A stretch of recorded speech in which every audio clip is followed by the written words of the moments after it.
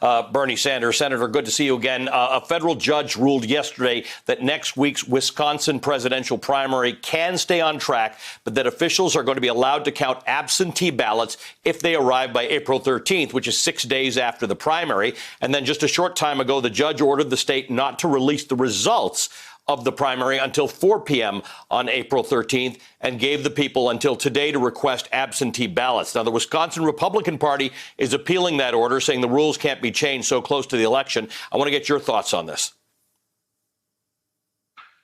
Look, I have, as you know, over a dozen states have delayed their elections, and I think that's the right thing to do.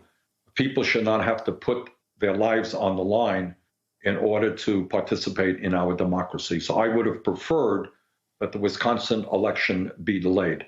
But if that is not going to be the case, I think you have to extend the amount of time that people have in order to submit their paper ballots. Hey there, I'm Chris Hayes from MSNBC. Thanks for watching MSNBC on YouTube. If you want to keep up to date with the videos we're putting out, you can click subscribe just below me or click over on this list to see lots of other great videos.